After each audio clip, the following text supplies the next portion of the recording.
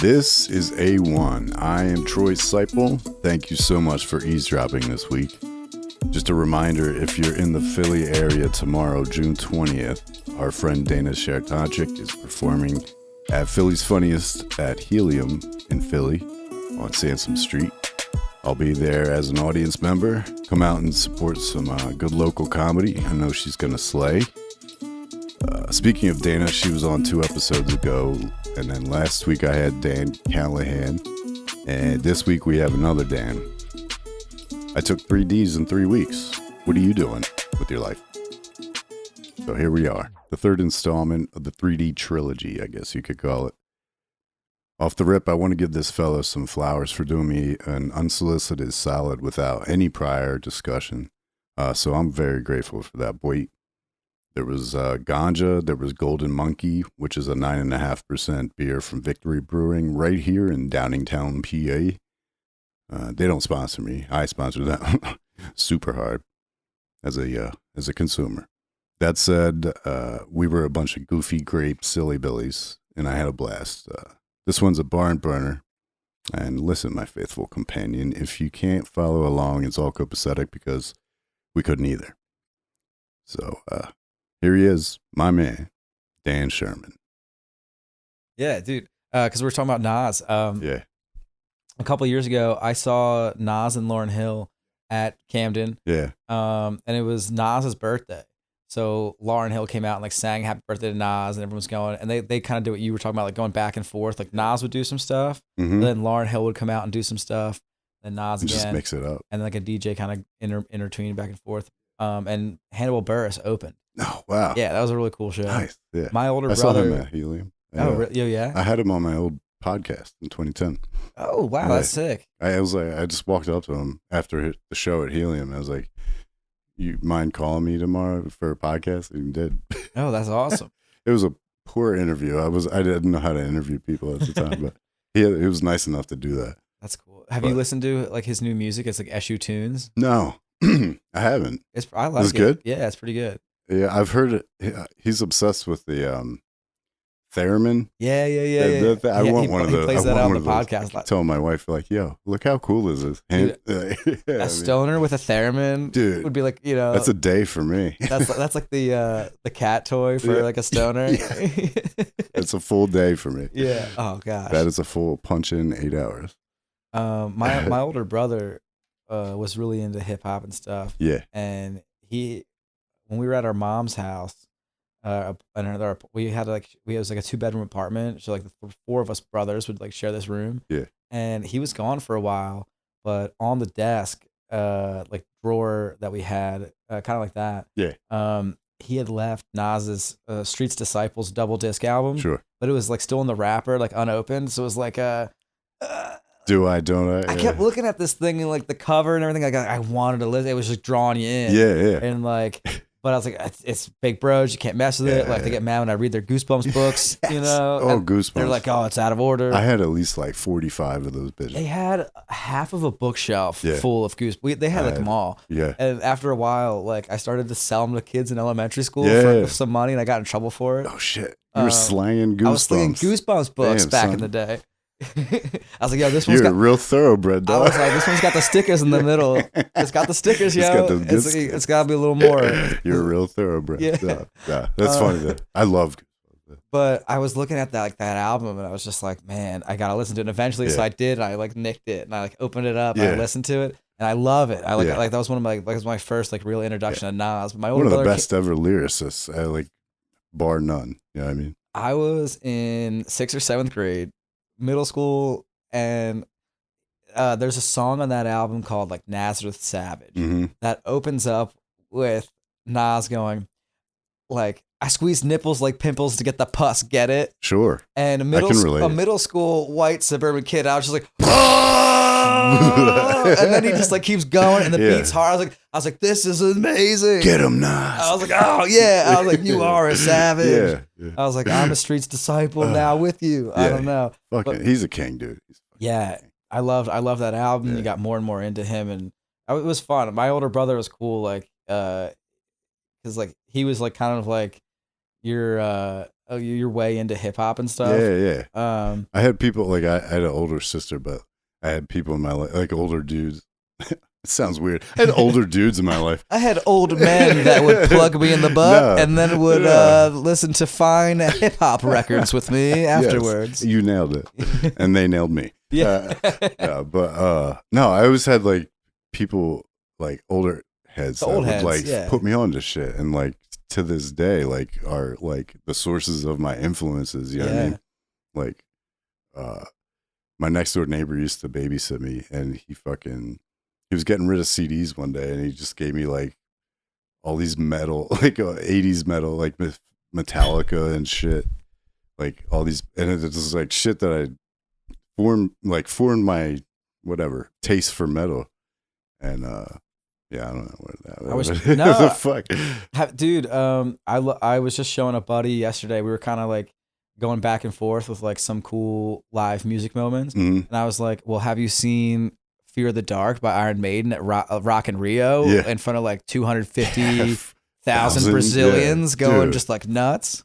You imagine being in that crowd? You were telling me earlier you were in a very fucking large crowd. Some pretty big festival crowds. Paulie Mac. Yeah, Paul McCartney. There was like 100,000 people at Firefly for him. Just all singing "Hey Jude." Yeah, that's amazing. Like 100,000 people just nah it up. Yeah. No matter what you're into, that feeling of being in that moment is like just that many people just kind of singing along at something. Yeah, one thing. It's like when you see like a giant like UK like football match and they're all singing like those songs together. Like you kind of get chills. It's amazing. Yeah, they're all in unity. Yeah, dude. Glastonbury is like one of those ones where you see like highlights of and videos of. You're just like, that's a concert fan bucket list. You're like, I have to go there. Yeah. It's just like I can't imagine. Yeah, dude. Wow. Or something like Rock in Rio. Those South American rock, like rock and roll crowds. So many people show up. They love it. They're so crazy. And they're so passionate. They sing along with like everything. And it's like you see so many performers like cry. Yeah. Like because they think of the feedback they get. The moment of their life. Yeah. I can't imagine that feeling. Speaking of performing, you are a stand-up comedian. Hello. Hello. So what got you into comedy? Honestly, I guess like it kind of was just always part of your like life growing up. Yeah. Because like there's like cartoons or like Nickelodeon back in the day on the TV. You would like watch that as a kid, and then you'd have like TV Land, so you would watch like old stuff like the Munsters and Beaver. Yeah, and like even like the Genie. I Dream of Genie. I Dream of Genie, and like I Love Lucy. Yeah. And like your parents kind of knew that stuff, so there was like some sort of reverence for it. Sure. And like so you were soaking that kind of stuff in. Yeah. And then like my parents splitting up really early, like you just kind of like had a very joking relationship with your dad, and like just joking about a lot of stuff. So I don't know, humor and comedy just always kind of just been like part of like inherent. Life. Yeah. And then like as you got older, it was like realizing like, oh, those like you watching that on TV, like it's something you could do for a living or like a job, because you're always as kids they always ask you like, you're like in kindergarten, what do you want to be when you grow up? And you're like, I haven't even processed the concept of growing up yet. Environmental law. Yeah. Like, what? I still don't know. Yeah, I'm 31 and I'm still figuring it out.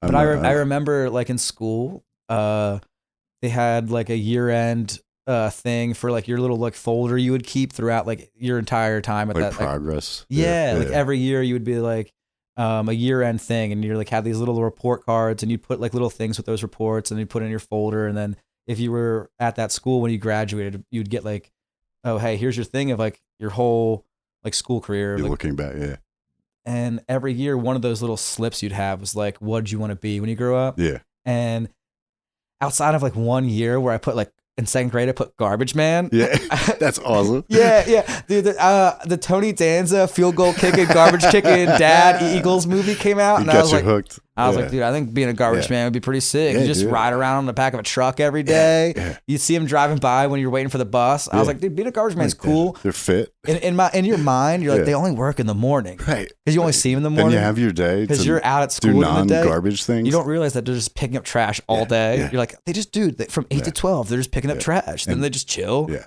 They're riding on the back of a truck, and that's how they can support their family. Sure. That's sick. Yeah. But every other year, it was like baseball player, movie director, like comedian. Yeah. So like ever since I was a kid, like comedy and just being a comedian, like the idea of that was always just like there. Allure. Yeah. Yeah. Fuck yeah, man.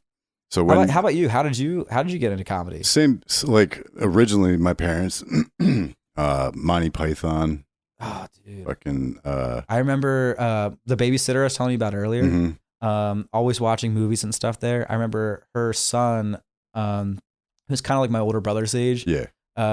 Was home from school one day and he put on Holy Grail. Yeah. And that was the first time I ever saw Holy Grail or had any introduction to Monty Python. And that was like one of those moments we're talking about with like seeing like Mel Brooks movies when you're a kid early. Seminal. Yeah. It's just like, it's like life changing. Princess. We were talking about Princess Bride. Like, it's like seeing that, you know? Like, wow. Yeah. This is something here. My 6-year-old head. It's funny how like those ones you'd latch onto. Yeah. But dude, Wizard of Oz scared me, even though that's a big seminal one. There was some dark. The Witch freaked me out too, man. E.T. freaked me out. I didn't like E.T. as a kid. Yeah. I would watch Beetlejuice. Beetlejuice didn't freak me out, but E.T. I was like, that's a weird thing. Yeah. Why are they hanging out with it? Right. Beetlejuice was crazy. And we watched it recently, my wife and I, and he's only in like 15 minutes. He's hardly in the movie. Like, what? The namesake of the movie is like barely there. The rest of the time, you're like, oh, it's just Winona Ryder just complaining to her parents. Right. And now it's like a fucking Broadway type show. They're making a sequel. Did you see that? A movie? Keaton's coming back as Beetlejuice. For more than 15 minutes. Hopefully. He was a stand-up, so maybe he I'll do a 15-minute spot. Have you ever seen Night Shift with him? Yeah, fuck yeah. That's so funny. Night Shift. Fuck yeah. Right? Dude, Night Shift, right? Yeah. Yeah. Keaton is the shit. Dude, because we were talking about the Will Ferrell movies earlier. Yeah. He's so funny in The Other Guys. Yeah. As like the Bed Bath & Beyond like manager. He's like, it is a slept-on movie. He's like giving like little like status reports to the workers. He's like, not gonna lie, if you live in this area, a lot of rape's been happening out there. And he says it so casually. Yeah. Fucking the 1989 Batman. I was like 6 when that came out, so that was like my Michael Keaton, Jack Nicholson. Yeah, that was the shit. Jack Nicholson is the like Prince soundtrack, son. What? When he's like dancing to Prince and like messing up that art museum. Yes, like, he's got like, that little like beret I'm like, on. he's so careless. This dude's wild. That's like Jack Nicholson is like his most carefree. Yeah, dude. But like in his element too. Yeah, he's great in that. He's fucking great. It's like crazy that you have him as like the Joker. Yeah. And like that full getup and like really going into it and like fully committed. Like, and it's good. Yeah. And then like a couple years later, you have him as like the infamous A Few Good Men, like crazy. Yeah. You know. Yeah. Can't handle it. You can't handle it. You, Sergeant Weinberg. Amazing movie. Yeah, it's like he just. And then he started doing the old man movies, like me and Dan Callahan. He hit the bucket list. Yeah, the bucket list, and like As Good as It Gets, like old man curmudgeon-y movies. Is As Good as It Gets is the one Helen Hunt with Greg Kinnear. Yeah, he's the gay neighbor that he like shits on, kind of. Yeah, and he's a terrible man. He's why does anyone like Jack Nicholson in this movie? Yeah, he could have just been left alone. I've only ever caught that on TV at times. Okay. I wish because my mom would watch it. I don't think I've still ever seen the so end many of that. like of those old like 90s like rom-com movies because my mom would have them on and wouldn't let me watch something. Like, growing up with split parents, like you'd watch like those kind of like you're at your mom's house that weekend. Yeah. We'd always go to Blockbuster. Mm-hmm. You'd read something for yourself. Yeah. You're like, it's a struggle to get mom to watch Braveheart with you. Oh, sure. She did eventually. Yeah. But you just like, hey, I got Braveheart, but if you'll watch that with me, I got Reese Witherspoon in Sweet Home Alabama. You learn to do those kind of trades. Yeah.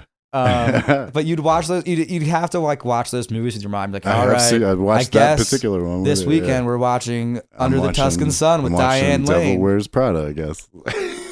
But like occasionally you get those ones where like, but those are like Nicole Kidman is really hot in Moulin Rouge. I mean, there's so benefits. Let's get that one again. It's not a total lot. I liked Ghost. I was big into Demi Moore. Yeah, so Ghost I was like, Mom, let's get Ghost again. Yeah, fucking Footloose. Yeah, Footloose? Yeah. It's crazy watching Footloose and like Tremors back in the day. Tremors with the worms, and like dude. Oh my like God. TNT would like throw those movies on back to back. Yeah. And you're like, it's like Kevin just going crazy with the dancing. Yeah. And then the next thing you know, it's like those giant worms are eat- just in the desert just messing eating with people. motherfuckers, And you're like, this is my afternoon. Yeah. This is who I am. Thank you, TNT. Yeah, thank you, TNT, TBS. And thank you, Comcast. Yeah, yeah. Like that's what it was crazy. Like because TNT basically was like those two movies, and then they're like, all right, next weekend, yeah, you know it, Yeah. Shawshank and Forrest, because like that's what it was. Yeah. Like USA, Yeah. like they only had so many movies, and they just rotated. They're just all constantly. They were just now classic. it's just all Harry Potter. They were just like for like divorced dad on a Saturday. So like, hey, sad dad. you got the kids Sad again? dad day. Are they tired of watching Clint Eastwood and John Wayne movies with you? Yeah. Here's something new. Yeah. Watch this shit. Yeah. Idiot. Make your TV dinner. That was I think the reason like I think I love like movies and going to the movies now is because like when I was with my dad, like he would take us to the movies a lot as kids. Mm-hmm. So it's just like you have so many memories of that. It's just like, oh dude. Nostalgia. What's the last movie you saw in the theater? I think Once Upon a Time in Hollywood. But I feel like there was a has good to be one. I saw that in something the after theater that. with my pops. Yeah, that was a great movie. Like I missed Top Gun 2 in theaters. I regret Yeah, I that. didn't see that. Yeah, Would have been I sick. still haven't seen it. Yeah, It's very good. Yeah, It's like it's I'm waiting. Yeah, I'm saving it for in some ways. Yeah, save yourself treats in life. Yeah, I totally. Secret treats sometimes. You're like, hey man, tonight's the night we're gonna saving fucking pour out that myself for special bottle and some Maverick. Top Gun. Yeah. I've been saving myself for Maverick. Rawr. I'm that special gal of his. I'm committed.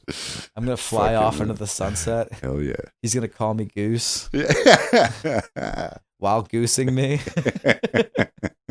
Do you ever role play with the missus? You're like, call me Goose. No, pretty straightforward. No furries, no dressing up. I wish it'd be cooler to talk about on stage. Pretty regular, just like so. The sex life is wild. Yeah, man, things are wild. We played Rambo last night. Yeah, we didn't know who was who. Yeah, I didn't know who was torturing who, but it was pleasure to both of us. And it was a long cleanup. Yeah, the cleanup was longer than the fun. Yeah, always is. Yeah, we call it first blood, and it happens once a month for her. Me too, ironically. Hashtag me too. It's every time I have a monthly pizza. Now that I'm lactose intolerant. Yeah. Oh, how's that?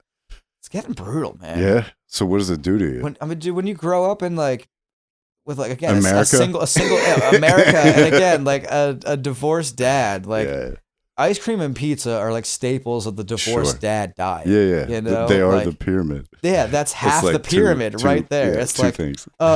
Pizza, Wendy's, ice cream. Yeah. The kids are happy. Frozen shit. You're good, dude. Frozen. Yeah. It's bad, but like if someone offered me an Elio's right now, I'm not turning it down. Oh yeah. It's like the joke that everyone says about like there's no such thing as like bad pizza or bad sex. Yeah. Like they're all like, if there's good weed. Yeah. Like, but yeah, no pizza. It's like tough because like pizza and ice cream were big things. Yeah. Obviously, like can't have them all the time. Sure. It's gonna be a normal. deviant. Yeah, can't just be a giant like honey boo boo out here. Yeah. Just eating pizza and ice cream all the I time. forgot about her. But Thank God. it's tough because it's like.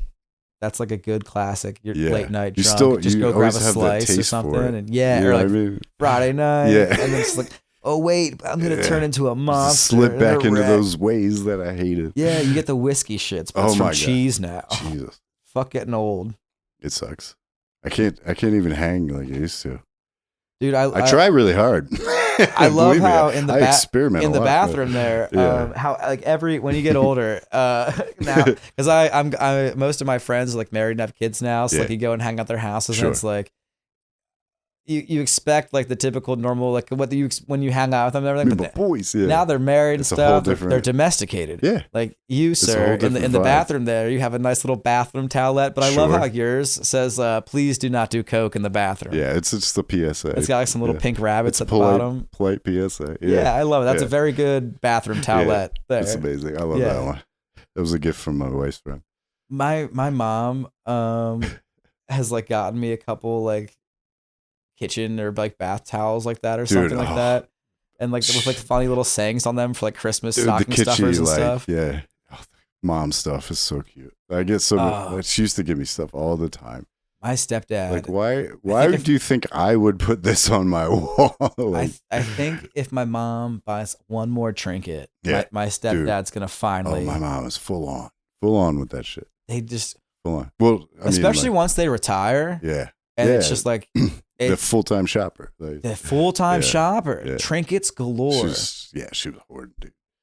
And now she's like a memory patient. So there's a whole different ballgame. We're entering now in her later phase, but that's another story. But that's kind of fun when she has, when they go crazy and because you don't know what they've saved up and neither do them. So it's like, is this a prize? It's new to me. Is this a bag of dog shit that they saved? Like, yeah. And you haven't been using this, so can I have it?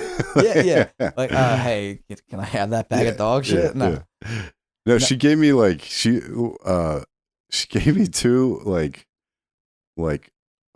aluminum S's, like wall decor, just S's. Yeah. Because that was recycle. Yeah. And my wife's maiden name also was an S. So here's two S's. So you guys are the SS. Yeah. Because your name. Nice wedding present. Yeah. Can't wait to put up the S's on the wall. Fuck. I love my mom. But I like that. She's fucking nuts. That's so sweet of her. Like, she's so innocent that went over her head. Right. Like, she's so oblivious. Dude. Yeah. No, she's like I was telling you. You're like, earlier, Mom. Yeah. You're 75. Have you heard of World War II? Yeah. She remember watching Saving Private Ryan on TNT every other Thursday, Saturday. My mom hates tattoos, and she's the reason why I have hold fast. Is that the Jewish side? What's that? Is the mom the Jewish side? No, I'm not. There's no Jewish side. Oh, I thought earlier you were talking about how you were Jewish. No. Was I? Yeah. No, I'm not. No. I don't know what led me to think you were. Basically, you said something earlier. I was like, oh, he's got that. He's I don't know what that was. So I was like, oh yeah, she doesn't like them because she's like, you can't get buried with us now. Yeah. You're out. Yeah. No, we watched. What was that Russell Crowe movie on the ship? Master and Commander. Oh my God, Master and Commander. Did not do well when it initially came out. Pirates kind of drowned it out. Yeah. But when you watch that, you're like, how did this not get a sequel? This is sick. And it's really ballooned up now. It's gotten a cult following. So just that cold opening where it's it's 1798. And they explain the whole everything. In a world ruled by people of the oceans. And it's crazy. It's such a realistic, it kind of feels like a depiction of what it is to be just in a British naval commander boat or whatever at that time period. And they sell it so well. It was tense. And you got Russell Crowe starring in it. And who is it that plays Vision in Marvel as his little doctor buddy? Paul Bettany. Yeah, Paul Bettany. Yeah. Who for a long time was married to Jennifer Connelly. Was he? Lucky bastard. Oh yeah. Yeah. Rocket Man's girlfriend. Rocket Man is an Fuck yeah. Cheers to Rocket Man. Yes. What an underrated classic. I love that. And Disney. You can watch it if you have the Disney membership now. Yeah. Shit. Oh, dude, I love that movie. Timothy Dalton plays the. Yeah. No spoilers, even though it's a 20-year-old movie. I don't want to give it away. It's amazing. But Timothy Dalton plays a big role in that, former Bond. Amazing. That's really good. And she is stunning in that movie. Yeah, dude, she was banging. It was like a childhood crush, one of them. Her and Jessica Rabbit. No. Opportunity Knocks, I think, or Career Opportunities was a movie where her and I'm forgetting the actor's name. They get stuck in this mall, kind of it's very kind of like a Walmart thing. And these guys robbing 90s? It, 90s, I think. It's like the premise sounds very that was one of those first couple movies I saw with her, and it's just this is so 90s. Yeah. Were you a big in the 90s? Was your family big? All right, Friday night is pizza and Blockbuster night. Are we that kind of Our thing was because me and my sister would have sports and shit, so shit would vary, but there was a long period where every Saturday night we would get a pizza from the same spot from Joey's. Yeah. And watch Star Trek: The Next Generation, and then watch and then get the pizza, go to Blockbuster, pick a movie, watch Star Trek for some reason. My dad got it was my dad. Your dad was a big Trekkie. Yeah, and Doctor Who and shit. But was he one of those guys that like loved Star Trek? He wasn't Trek, like a hated total Star dork. Wars? He just liked a total. He was a fucking dork. No, he liked Star Wars. Yeah, but he just like made us watch, and then we watched a movie. That was like our ritual. And then when my sister got older and like started doing other shit, me and my dad, there used to be a farmer's market here in Downingtown. Kind of like Zern's out near like Gilbertsville. Exactly like Zern's. You could get like fresh Amish produce and Ninja Stars at the same place. There was a comic book store, and just a place that only had just like a treasure trove of N64 random games. Yeah, and then like Navy shop. other like stalls where it just looks like a hoarder was like robbed and just they put everything in there. They're like, hey, I got some screws, I got some outlets, I got some sockets, I got some. What do you need? What do you need? What do you need? You're like, hey, slow down. He's like, I got hooks. You need hooks? You got hooks? I got hooks. I got batteries. You need batteries? AA, AAA? You're like, AA. Hey, I get it, guy. Dude, that's funny. The voice reminds me. They had a fucking like auction at this like farmer's market every Saturday night. It was real like a little bit country, not too much rock and roll. They're like, we have this wood stump that's carved to look like Jesus. Yeah. Do I hear $5, $5, $10, $10? Do we got $25, $20? Dude. $300 for this Jesus Trump? Wild. Stump? I mean, we wouldn't like watch that, but it'd be going on. Like my dad would You're just hearing it over the loudspeakers. You're like wandering all the little why stalls. are they piping this through the whole place? Yeah. Yeah. It's crazy, dude. Pennsylvania has like weird little places like that. Well, they don't. They're kind of like not anymore. Like I don't think Zern's exists. No, they shut down. Yeah. But yeah, you have Zern's is the best people watching. Like if you needed to have a joke in 2 hours, you could go to Zern's and just sit in one spot and have a.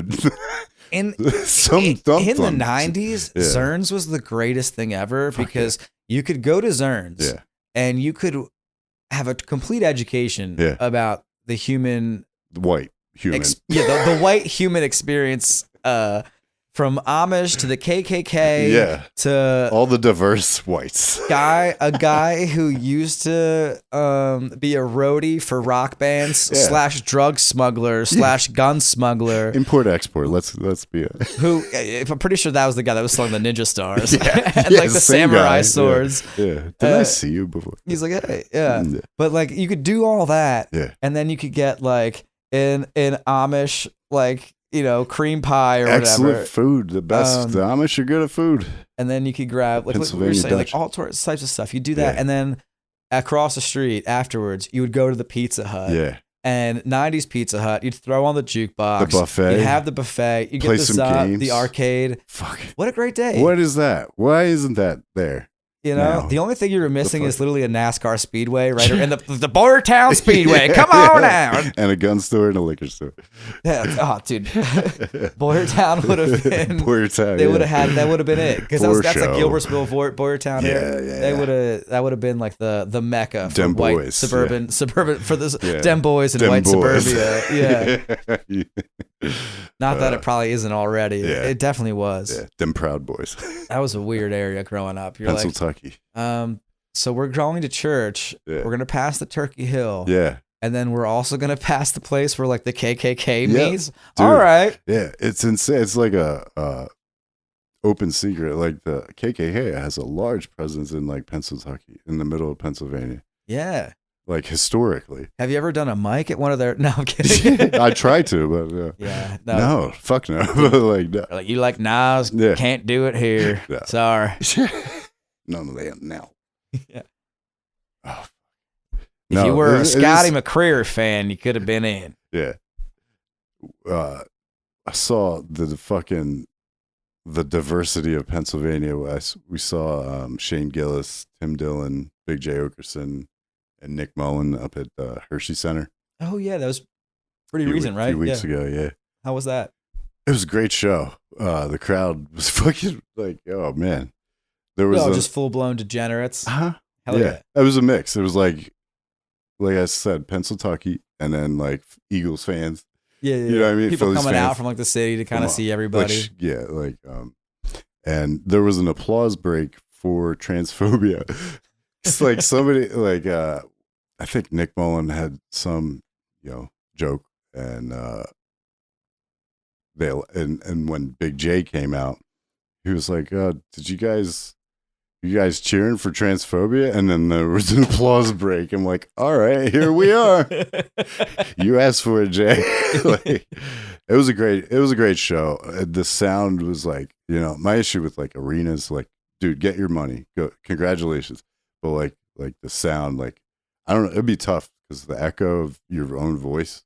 Hershey's a pretty good place to see a show, though, right? Yeah, no, it was a great show, and like fucking Shane, dude, when he obviously like headline, well, not obviously, but he came out last, and just like the energy he has right now, he's in like a fucking flow state or something. But like, he was on fire. He's just in a Joe Rogan float tank Yeah, after every show. Yeah, he's getting like IV drips. Yeah, with DMT, but no, he was great. He was DMT great. IV drips were available. Yeah. Can you imagine? Yeah. It's gonna be a someday in the future. Yeah, I'm sure. Because we got the mushrooms and things are moving along. Yeah, slowly we'll get there. Mushroom. We slid in weed. Now we're working on the mushrooms. Well, dude, did you see the thing in DC that happened recently? What's up? So DC has like pretty like recreational weed laws. Yeah. But recently there was like a landmark decision made. Judges voted in favor of a neighbor who had made a complaint about a head living next to her, saying that the smoke that he was smoking, he's a medicinal patient who was like smoking in his place. Yeah, because I don't think you're really allowed to do it in public, even though it's recreational. Correct. So you're gonna do it in your own home. I'm a patient. Yeah, I'm raising my hand. Yeah, I'm a patient.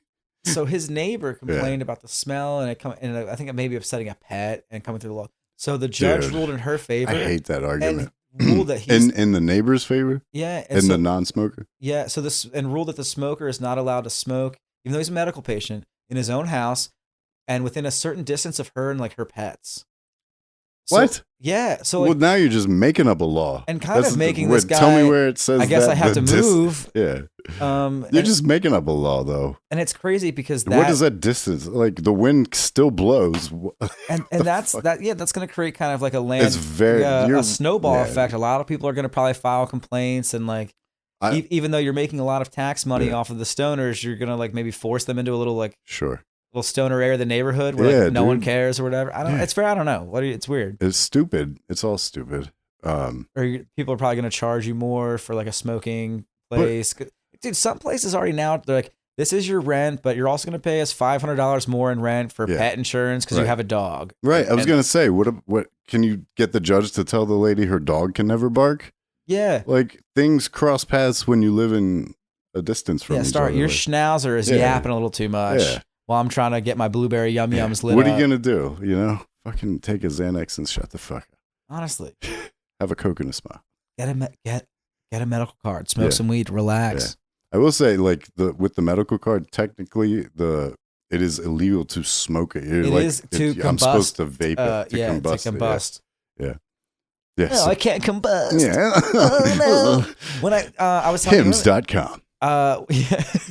When I worked for the dispensaries, that was a thing. Like, you'd have to like you weren't allowed to like supposed to tell them, but like I smoke blunts, so like people would. I know it's like an open secret. Every time I go in, I'm like, we both know, but we both know not to say. And certain people you talk about with us, and like so some people would ask questions. You get a vibe. This one lady came in, and you can't answer. She was like the way they're phrased. She was like, I'm going to Bermuda soon. Can I bring some of this with me? And I'm like, no. You just asked me if you could illegally traffic, not just across state lines, but internationally. Wow. White lady, right? Yes. Wealthy suburban white lady. Yoga pants. Husband did a bunch of work. Yes. She did no work, and she was just talked to us about how she had this nice she did the house grocery with a shopping. new pool. She was like, you should come over and enjoy the pool. I'm like, I don't think your husband who pays for all this would appreciate that. Yeah. But she asked about that, and I explained to her how probably traveling it would be a no-go because obviously you don't know if you're being watched in the dispensary. Please look up your federal laws. But then I proceeded to tell her about how myself and other people have traveled through the airlines with some items. Yeah. But again, explaining to her, like, you're going to... As your legal counsel, I advise you against it's like, you're going to Bermuda. Trafficking. So I don't know if I would not just, interstate, but internationally travel. Yeah. But if you were... Yeah. It is kind of easier to travel on a plane with marijuana than it is a liquid. Yeah. So here are some options. Food for thought. Yeah, food for thought. It's like you know, we did not have this conversation. Yeah, off the record. Yeah. They did get a good tip though for that advice. There you go. You know, it was one of the places you could get a tip at. That's what's up. Or if you did, you just that's fucked up. You were telling me you worked at a place where you like they would tip the bud tenders. We don't call them that here, but like you weren't allowed to take a tip, or you had to report. The first dispensary I worked at, you couldn't get a tip, which kind of like stunk, and so people would, and you'd have to just like take it under the table and be like, no one saw that. That's what I was gonna ask. Like, what were they? Were you supposed to turn it away? Like, what do you do if they just take it? Like, pretty much like, oh, we can't. But if someone, I was like, you're like, they don't pay you enough. Fuck you. Yeah, thank you. Yeah, like I earned that. Like because some people would just like, give you an extra $20. Yeah, I try to when I can. Keep that. Whatever I have. Like, dude, that $20 is like 2 of my shifts. Like sometimes I can't. Like all I have is enough for like the what I'm getting. Well, they do a thing feel too, like a dick and where they. But then if I say you bought like $63. Yeah. They have so what's they the would round it up to Break 70 because you have to like do like the ATM or the card fee. Yeah, $3. So they round it up to like 70, but then they'll give you that like $7 back in cash. Yeah. So when you're like the bud tender and you're handing that $7 over, a lot of them feel like if you don't hand me that $7 back, if it's fuck this guy. Yeah, if it's like 10 or less, I'm like, dude, that's like it's kind of weird that we upcharge people. Yeah, absolutely. Like that, you know, just like charge them what we're supposed to charge. Right. Yeah. But when you do get like people offer it back to you, it's like. Again, the shit sells itself. It's not like the place isn't making money to pay you, right? Like it's fucked up. It's a fucked up situation. But the second place I was telling you about, where you could get the tips, they would make you at the end of the day like file how much you got, and it was just like $1. Yeah. I got $1 in tips today. I'm 100% accurate. I'm very good, and they my love accounting the skills. You have 30. You're walking away with like $36. Or whatever. Yeah, I know that's the thing. And then like, I'm not gonna tell you that. Yeah. And then you have to pay tax. The IRS is going to listen to this and be like, we're going to look into this. Auditing Dan Sherman. Fuck this guy. Note to self. That guy who was scraping by. So let's see. What was the first open mic you did? The first open mic I ever did was at Soul Joel's. Yes. So like Soul Joel's during the pandemic had like really blown up. But before that, in like before he had his like one big first summer fest. Yeah. In like March, my mom had like emailed me about like this comedy club nearby, and it was when he was still inside, and I think I had like sent a couple emails to like the one like account on the website or whatever, like, hey, like I have some communications background. Mm-hmm. I like comedy. Like it'd be cool to like like an intern or whatever job like, to help out, whatever. Because I was like, oh, that's cool. Yeah. Because during the pandemic, I was like kind of back living close to Royersford at home. Yeah. And I didn't hear too much back, but I started going to the shows in the summertime, that Summerfest. Mm-hmm. And the first show I went to, the guy seating me ended up being J.R. Seabach, who's like a comic and works for Joel right now. Okay. And we really bonded. And Brendan Donegan, co-host of Dan Callahan, who we had on recently. Yes, sir. Their podcast, the South Jersey Bad Boys. Yep. Him and Buddy Harris like opened up the show. Mm-hmm. And I thought they were all hilarious. And I was like, oh, this is cool. Like young local comics are getting put on here. Yeah. It's like, oh, this is like a thing. Like you didn't like for some reason you didn't, like you're a comedy fan, you don't really realize that. Yeah. And then like you start when seeing, it's right in front of your face. Yeah. And you start seeing all these shows and stuff. And you're like, oh, this is cool. Yeah. And it was just really fun. And this was pre-dome when it was like, I don't even think they had the tent up and everything yet, just outdoor. out in the field. Yeah. Yeah. And then they announced like in October that they were going to have like an open mic.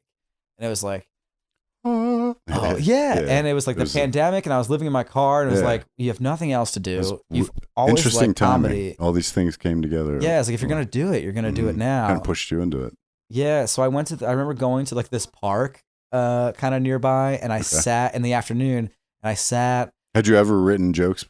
Yes. Yeah. I had. And because I'd wanted to do it for a while and just never done it or like found an outlet or a place to do it. It wasn't a complete lark. No. Gotcha. But it's crazy. I had like a lot of stuff from like college and post-college like written down in a phone. Sure. And the like there was something that wasn't happening, like working with the phone. Yeah. And so I thought I backed up everything and I went to turn it in and get a new one. And the OneNotes app didn't back up. So I lost like 6 years of stuff, and I'd never done it. So I kind of got disheartened. That's a lot. So what I did at knowing that Mike, and it was that day, I was like, all right. So I went to that park, and I was like, all right, you're gonna do it. You need stuff. And so I tried to find some of those old notes, and then I kind of from that the little bit that I had, and then just some kind of whatever. Yeah, just and rearranged. Work with it. Yeah, for a couple hours. Yeah, just a little starting point. Yeah, try to put something together. I was like, I know you're gonna get 5 minutes. Sure. And so it was like put this together, and then it's like, all right, after you kind of had an idea, it was like trying to memorize it and like going in your head. And so it's like you broke it down to eventually a thing where like each joke was like a couple words or a word that like made you remember that, and you'd kind of have a list of that, and just then eventually do like the PEMDAS, like just that one letter to make you think of everything in order. Yep. So like you could go up a mnemonic device. Yeah. So you could kind of go up and have like your little idea of what you're gonna do. Yeah. And it was like you're so nervous and everything. But it was great because it was cool. I love to hear everyone's math on how they do. This is what you're talking about. I was like there's a math to it, and everybody does it. We're gonna do it. Yeah, some people do algebra, some people do trigonometry, but there's got to be math. Yeah, like you know what I mean. I was like, I want to have like something prepared. Yeah, I don't want to embarrass myself. Sure. Any sensible person would have something prepared. Obviously, we've both been to mics where people think they can just get up and and be like, marvelous Miss Maisel. It's like hey, here's what happened in my day, or like, wow, yeah, or they're like venting about world politics. And it's just a strain of conscious, like 4chan rant. Yeah, like a notebook, a full notebook.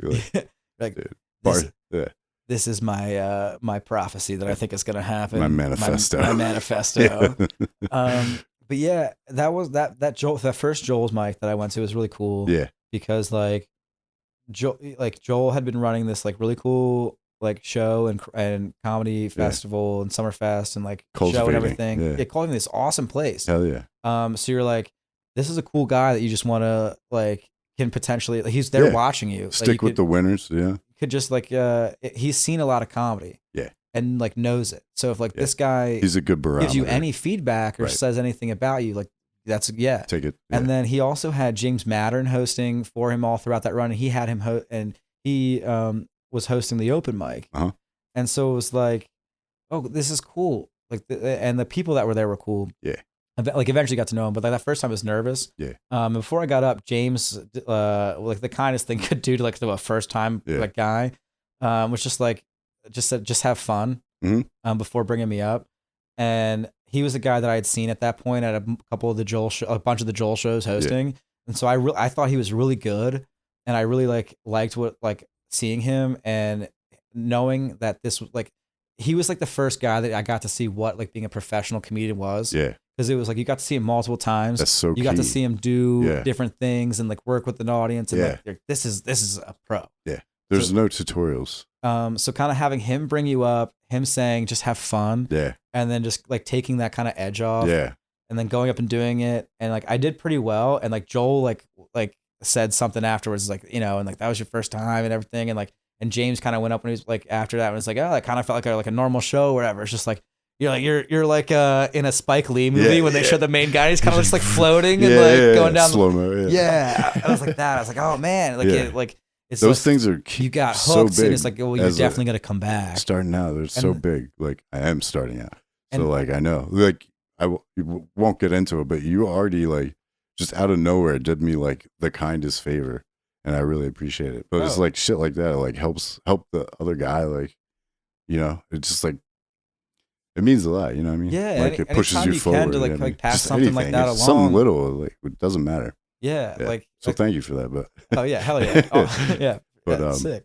No, like that's what was those Joel mics and like this, like it's cool because you got to like meet other people. And like, oh man, like there's other people right out there like me, like and like the pandemic, it was like it's tough. Look at all these people that are coming out here and doing an open mic. In the open air, in the cold, during like the winter time, in northeastern part of the country, and we're all just like telling our dumb jokes and stuff.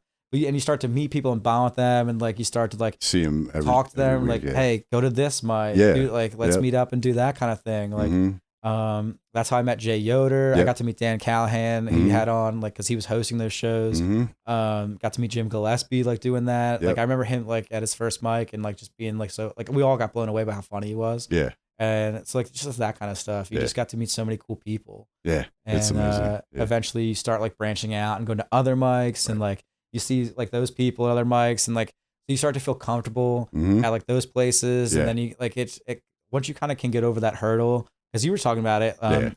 not really having I'm to do still that, jumping back in. Like being I'm like a still musician, kind of having that good Yeah. stuff. Yeah. I had a little bit of a theater background because Mhm. I like to do some of that. Yeah. And I did band, Mhm. but it still took a little bit of a difference going and being like that comfortable person that was always being like a jokey, like funny guy Yeah. in a room or a group wherever you were at. Yeah. I'm And, like- never the and actually, loudest, like, funniest being up guy on in the room. stage You and, know like, what I mean? Yeah. trying to get that and Yeah. like that personality that you're trying to convey and get those Sure. jokes across. Persona. Yeah. Yeah, and having those people that you were familiar with in those rooms really started to like help kind of get Give you you- out of your shell. Build And, confidence. yeah. Yeah. And then I'm literally like in that stage where I'm trying to break out. You know what I mean?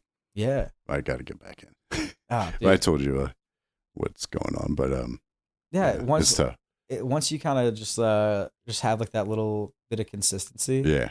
Like- Yeah, that's what I'm lacking. As we- I am committed, but I'm lacking consistency. Even if it's just one mic a week, because that's how Yeah. I started. Yeah. I just kind of was going to that one Joel mic a week. Yeah. And it was nice to like have that one thing to do during the pandemic Mm-hmm. and like you're getting it and you would write for that mic and like your friends and everything. And then slowly you're like, oh, you started to learn where other stuff was and you could go to Sure. that. Yeah. So, yeah, even if you're just doing one a week and like just getting to go out and talk to other Yeah. people at mics and like, get to see stuff. Hell yeah. It's Just just being around it, like just getting that Yeah. back in that room. back in the That'll help get So I snowball really going. I really want it, but like I've been, like I told you, there's things going on that hold me back a little bit. But It's tough. Yeah, it's tough when life and Yeah. family stuff kind of gets to Yeah. you and catch up to you. yeah, it's crazy. But it's good that like you still like love it. You're committed to Yeah. it. And you're like you're putting that foot forward, and even just like some little thing like doing this podcast and talking to comics and hanging out and like just doing keeping it this going. is amazing Yeah, so it's far. so fun. It's so fun, dude. I love it. But I think it was honestly a previous guest that loved you so much that sent you the cool Mandalorian and Stormtrooper helmet. it could be. Yeah. It might be. You're like a Yeah. little secret admirer. Like, oh kind of shit. thing. Yeah. That's an expensive admire and admiration. A little secret sugar daddy Oh, you got yeah. going on. Give me over those here. helmets, daddy. Oh, Give me that helmet, daddy. Give me that helmet, daddy. Sounds like a series on Pornhub. Or like whatever. What's the soldier version of Pornhub? Like, So what for like military? yeah, it's just like I don't know. It's like Pornhub, but Please just tell for me. like military guys. What do you mean? Like if you're overseas? Yeah, Like I don't know. That's amazing. I didn't know that existed. there's got to be something Yeah. like that, right? Yeah, they gotta give the boys something, please. I hope that exists. And the Well, gals and yeah, well, yeah, and Like, all the lady jack, all the lady people jacking is that important. serve. Yeah, I need hope to come. I I hope you're they're coming. being served I hope you come as much while as serving. possible. Yeah, while like the you true can. patriots that they are. Yeah, You should come before you get blown up. Is what we're saying. You gotta You come. deserve before. that at least. Everyone's like, oh, you could go off to serve at war when you're 18, but Yeah. you can't drink until you're 21. Yeah, Yeah. but they've come a lot. I hope, at I least. hope But then, all yeah, the who come. cares about a beer? I would know. rather come a million times before dude, drink a these million motherfuckers beers. are about to take bullets for us. Yeah. Yeah, or just pilot a drone. But I was like, I'd rather be a sexual deviant than an Yeah. alcoholic Yeah. any day of the week. yeah, that's trash. Yeah, not like those despicable Those people that degenerate, drink. Deplorable people. Yeah. Yeah. Just let me blow a load everywhere I want. What's wrong with that? Yeah, a little cream pie here and there never killed anybody. Little drink. I mean, a little, Little schneef. little here and there. Never. You know, a little bit of the old Saturday night fentanyl party. It's like how like people used to complain about having to put like the beer in the brown bag. Like, why Oh, yeah. can't I sit on my stoop and just jack off in public anymore? It was like, I thought this was America. It's not America. Turn into Randy. for a Yeah, second that from was South America. That was Park. my It's not- it's one not of the America. best episodes. No, this is not America. Guess that's my guy. That was one of the best episodes. I think the other something we were talking about earlier too is like how he's just like one of the best just characters in general. Like, Randy Marsh. Yeah. Yes, yeah. it's like when you're into comedy and stuff like South Park's just one of those things, especially when you're a kid, like you just latch on. Amazing. Yeah. Yeah. I remember when like Bigger, Longer, Uncut was out, It's how like amazing. didn't even see it in theaters. Eventually saw it on like DVD and everything, but like that was such a huge taboo thing. And like you're like, oh, like just it being like that. Like, dude, the first like headline I saw about like the wildfire smoke that destroyed us last week. Yeah. The first thing I said to my wife was blame Canada. Yeah. Because my first instinct goes right to south. Like my frame of reference is so like tied into that. Dude, it's so funny because what do they have? 30-some seasons? Like, yeah. I mean, Simpsons has like longer, but still, I don't know. They're like right on the heel. Yeah. But it's so funny because we were talking about like Nas and Street's Disciples earlier. Yeah. Because like 7th grade, I was listening to like that and Lil Jon the East Side Boys album that had like the Chappelle skits and stuff on it and everything, like Lovers and Friends with Usher or whatever. Hell yeah. Ludacris. Hell yeah. And it's funny because like the year before that, like I'm listening to like the South Park Big Long Uncut like album soundtrack in my headphones on my Walkman, my CD player. Yeah. But then the next year it became like the hip hop and everything. Bumping. It's just like you went from Blame Canada to all that stuff. Awesome, it was so funny. And like being one of the few kids like in like the school and the bus, like listening to that stuff. Like I had like Adam Sandler used to make like audio records, like skits. Yeah. Or sketches, I mean. And we were obsessed with that. We would like dub it. So old. Dub tapes, like copy them and pass them around. And the quality would decrease every time you copied it. So you're hearing like, like all muffled and shitty. Do you remember telling them 50 Cent and like G Unit when they did G Unit Radio? Like those kind of like mixtape kind of things? Oh, like the in between, not like full LP. Like a mix. It was kind of a mixtape. It was like kind of like underground stuff. It was like was this before Tony Yayo went to jail? I think so. And it was called like G Unit Radio, and like it was when they were beefing. It was like when 50 was beefing with Ja Rule. It was really big. Murder. And they were like my favorite thing about from G Unit Radio is one of those things my stepbrother had. My half brother had, James. On like his big stack of like CDs when you just had when everyone had that giant like the disc. Fucking rotating tower thing. Yeah, dude. And it was like all like this stuff, and like he had a couple of the G Unit Radio things on disc. Yeah, and it was one of my favorite things because like you're listening to hip hop, but it was like when hip hop and comedy kind of mashed, it was like the best thing. Yeah, and it was like, hell yeah, them spoofing Ja Rule, and it was like, you know how like back in the day you always had like those Time compilation CDs, like the Kids Bop or whatever, like those infomercials for CDs. With the like the scrolling graphic of like with the song. They did a couple, like a series of those, but with Ja Rule. It was like Ja Rule duets, and it was like Ja Rule with Shakira, and it's like whatever. It's like whatever, and like coming on doing like spoof, like and like it is like Ja Rule duets with this person, and like a Ja Rule duets with Ja Rule. Is like what you say is like what I say. Murder. It's so funny. Like please. Anyone that listens to this, like,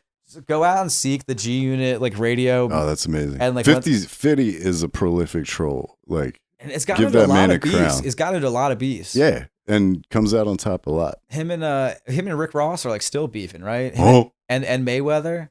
Really? Yeah, I didn't know about Mayweather. I think Floyd and 50 had a little thing back. What? Like, over money or just always, like 50 was always trolling it, like Floyd and stuff. That's it. That's just 50 being 50. 50 being 50. Yeah, that's hilarious. But dude, 50, he's funny.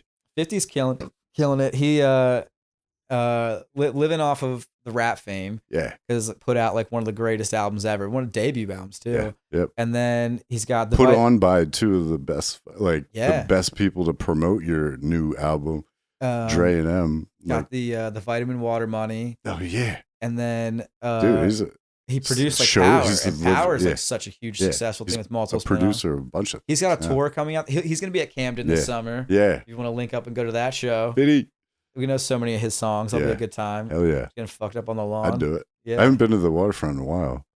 Dude, they changed the name of that place like every summer. Yeah. Like BB, I still call it BB. Big Balls and Tits is what I would call Tweeter, it. Big Balls and Tits. It's since then been like the Waterfront Music Pavilion and like the Freedom Mortgage Pavilion and Who Gives a Fuck Pavilion. Yeah. Like it's just. I think the last time I was there, I was like, I went with a friend, so it was like kind of thing where it wasn't a band I even wanted to see. It was like just like to hang out, get a lawn ticket, just have a good time. And sneak joints in, but like in my socks. Wallet's another good place. What's up? Wallet's another good Wallet? place. Yeah. The only time I've ever had a venue search my wallet was at Penn State. That's a good point. Yeah. Because I'm pretty sure it's illegal to search someone's wallet because it's like personal effects. Without like a thing or a warrant or a specific cause. Yeah. Weird. Who the fuck was it? My Morning Jacket. Yeah. Ooh, nice trippy concert. Yeah. Woo! Yeah. $15 beers. Yeah. No. That is the one thing that sucks about a venue. At least they're kind of like when you get those when they're 15s. Yeah. It's like a 20-some ounce. Mm-hmm. So you feel like, all right, I'm somewhat not getting raped for this, but it's like, yeah, it's ridiculous. The alcohol and food prices in general at venues stink. Yeah, you gotta get fucked. You up have to tailgate if you're gonna party. Yeah. Especially Camden. That's what you go to those tailgates. I mean, yeah, it's Camden. It's what you do. Yeah. Or even have like going to a ball game in the city. Mm-hmm. Everyone Philly is strong on the parking lot party. Fucked up in the Jetro block lot. Party. Yeah. I used to date this girl from South Philly, but her stepdad lived in, or I'm sorry, her mom lived in South Philly and her dad lived in Northeast. Oh my gosh, this is a Philadelphia Romeo and Juliet here. Yeah, boy. She was wild. I can't remember the families in that. What's that? In what? In Romeo and Juliet, I was like the Montagues and the. It's on the tip of my tongue. Fuck. The curly cues and the DiCaprios. Yeah, and Leonardo DiCaprio. The Leonardo DiCaprios. They were like, Juliet, you can't date this man. Go kill yourself, bitch. He only dates young women like you and throws you aside. He doesn't care. But I'm going to poison myself for him, father. I dare you. Yeah, do it. I dare you, daughter. I'm victim shaming. This would be a good modern version of Romeo and Juliet. Yeah. I think we have it down. With like modern trauma. Yeah. Like modern parental trauma. Well, that's like Secession was like kind of like King Lear. Dude, in modern times. I haven't watched it yet. Oh, you're still we're going to. No spoilers. It's ending now, right? It's finished. I'm right on time. Yeah. No, that's the best way to do it nowadays. Because honestly, that is the way streaming is. Yeah. It kind of they got you hooked with like unleashing a show all out at the same time a season. They don't do that anymore. They went back to doing the weekly stuff. Yep. So that gets drug out. I know now it's back to like a timed appointment television. Like, what are we doing, guys? We had this figured out for a second. Every first season is a whole build up. Yeah. Like they're like, hey, we have this cool show idea, dude, and it's actually going to start in season 2. Yeah. And like if it's not good, and even if it is good, then you got to wait 2 years for the next one to come out. So now it's like you might as well just wait 5 years and get a couple seasons out of it, binge it all at once. Yeah. And then if you like it, you like it. But then you got to avoid 5 years of spoilers. Exactly. So it's then with my memory, I forget. Like I have to watch it back to back to back. Yeah. If I can. Like binging is the best way to do it. It is. Certain shows are like to follow and remember the stories. That's the best way. All at once. Because if there's gaps, I'll forget. Because I fill my head with silly shit all the time. It's a non-stop flowing tap. That's the weed there, folks. Yeah. It's like, but there's so many shows where I've been behind a little bit. Yeah. So I got to binge through the first season or 2. Yeah. And it's great. But then you end up getting caught up and you have to watch the rest and you're doing that weekly stuff. Yeah. You're like, this is bullshit. Yeah. Dude, I'll forget what I'm watching if it's a show like that. Like, forget I'm watching it and start watching something else. And you miss a week. You're like, oh, I forgot last Sunday was last Sunday. What happened? There was an episode. You're like, oh, God. It's too complicated. Yeah. And then you gotta pay for every little streaming service. Yeah, dude, we have so many. It's ridiculous. It's ridiculous. And there's some I watch one thing on. It was like, why am I doing that? Yeah. That's why we're all pirates. But they're winning. We're all pirates. But the writers aren't getting paid shit. They're not. And we're about to have Chat GPT shows.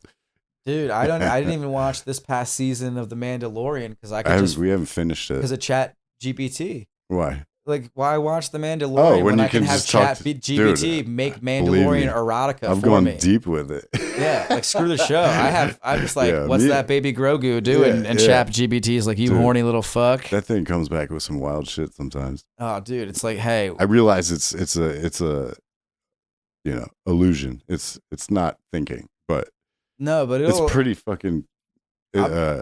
It's a fun experience. I'm kidding, but I'm not kidding. Yeah, Put in Mandalorian I'm not erotica under the illusion into that it's Chat GPT. Yeah, the shit is realistic. It'll get that Sarlacc pit of yours. It'll get you where you're going.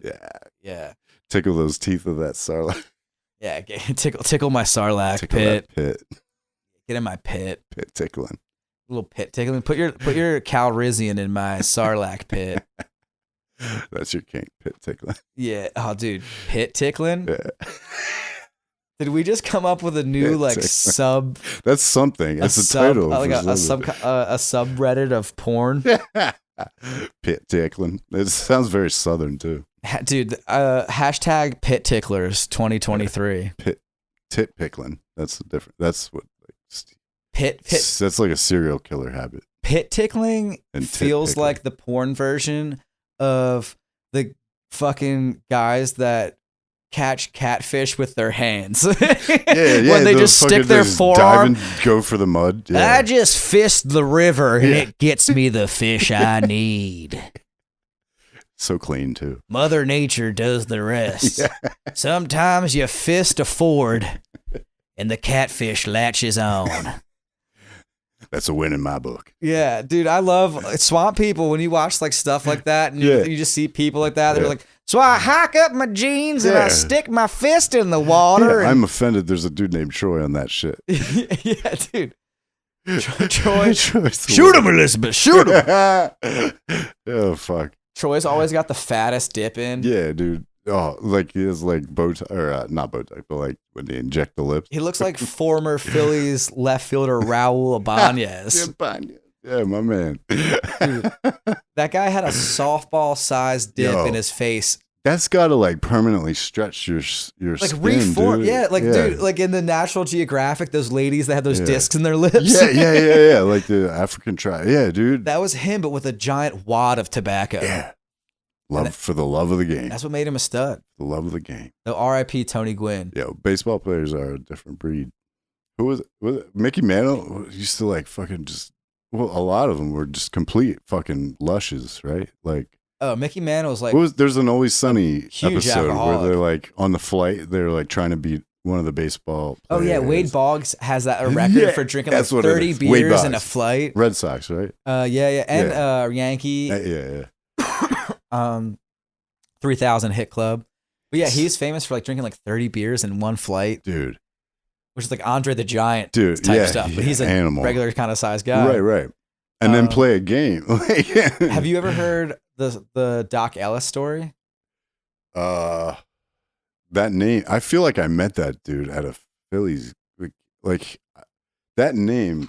It's not rings about. So Doc Ellis, LSD, was a pitcher in the 70s for the Pirates. Okay. Dude, I swear I met that kid. No-hitter that kid. on acid. Yeah. I've heard this story. Yeah. So he's Pirates. Okay. Yeah. One of the coolest stories ever. Like he was seeing double. There's like one of the things he's talking about like while he's playing that game is like he had like an infield. I keep saying like so much. He had an infield single that he had a field over at first base.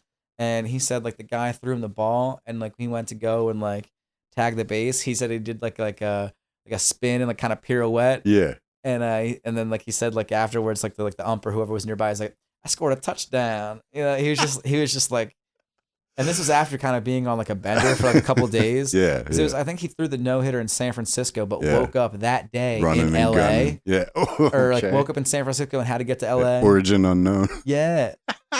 So it's just like, because he like woke up, he thought he had an off day. Yeah. So went and did some drugs, hung out, chilling, and then woke up and they was like, all right, it's my off day. I get to just kind of vibe, do some more stuff. I'll get down, do the game. They're like, no, today's the game. Like you slept through the off day. Yeah. Dude, then he threw a no-hitter. That's amazing.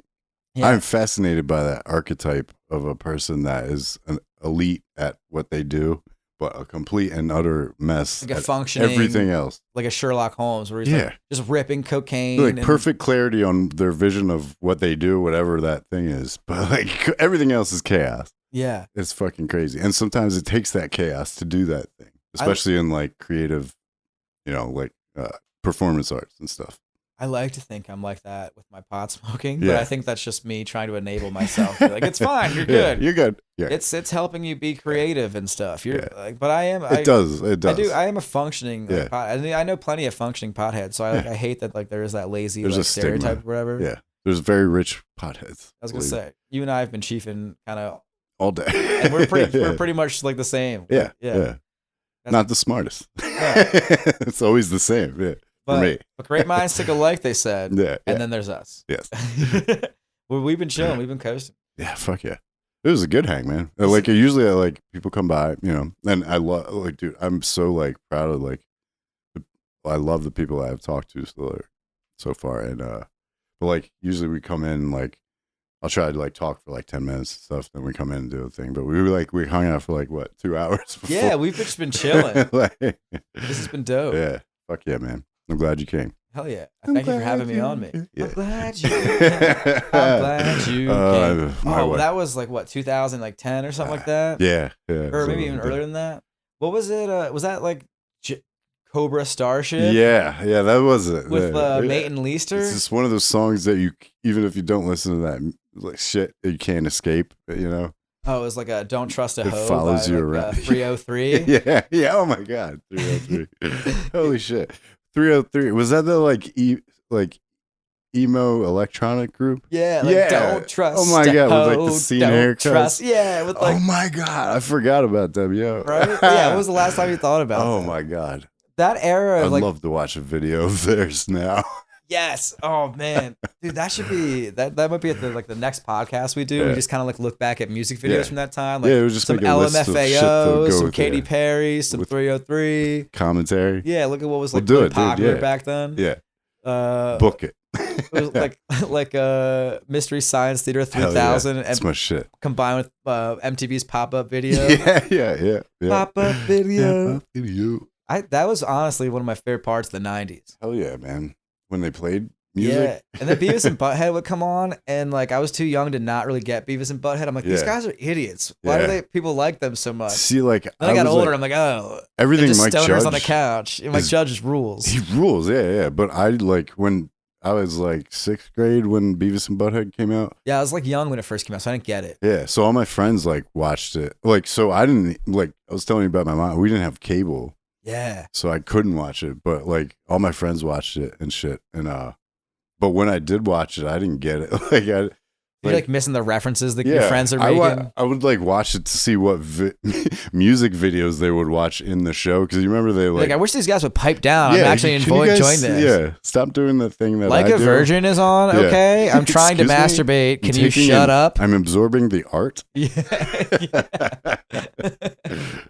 Yeah. I think. No, but he's a genius. So I'm not. He's fucking like Idiocracies at Office Space. They're fucking amazing. movies. Dude, Idiocracy is one of the best. So slept. Do you like lattes? Yeah. I like lattes. I like money. and the third Wilson brother Yeah, dude. making a little appearance in that movie. Third nipple of the Wilson. There's there's the third Wilson and there's the third Hemsworth. Yeah, he was in Westworld. Yeah. The little guy. There's got to be like another like Cute little guy. third. Like I want to see them all unite in a movie together. Spare. Like the usual suspects of the spares, Yeah. you know? And because Stephen Baldwin was Like in the the best usual of the suspects, backups? it'll be like That's the, like the the- least Baldwin. Like The A of the B teams. yes. Yeah. Like the Expendables of all the the third borns. Let's unite Redheaded them. stepchildren. Yes, Yeah. they deserve some respect. Yeah, everybody. You know? Yeah. If we're not lifting each other up, we're pulling each other. I mean, look at the progress We're letting each Johnny other. Wahlberg has made. Yeah. All those cheeseburgers, dog. Yeah, shout out to Wahlburgers. They have a whole reality show about That's that. amazing. It's crazy. A burger joint. Yeah, Who'da like that thunk? family just is amazing. And making money in weird ways. How cool was Mark? I mean, Wahlberg he's the growing shit. up? It's fucking cool.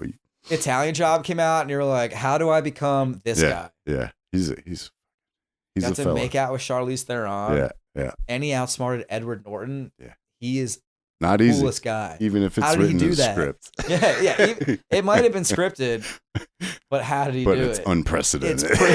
But the likes of which have not been seen. Eat your heart out, Ben Affleck, Yeah, and dude. Paycheck. No offense, Ben Affleck. I love you. You're really awesome. You make great movies. Yeah, dude. Air was pretty cool. Oh yeah.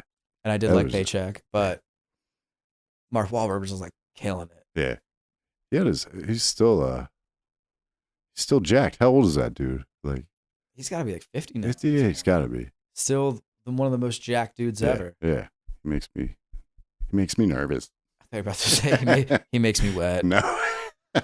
The thought of Mark Wahlberg gets me aroused.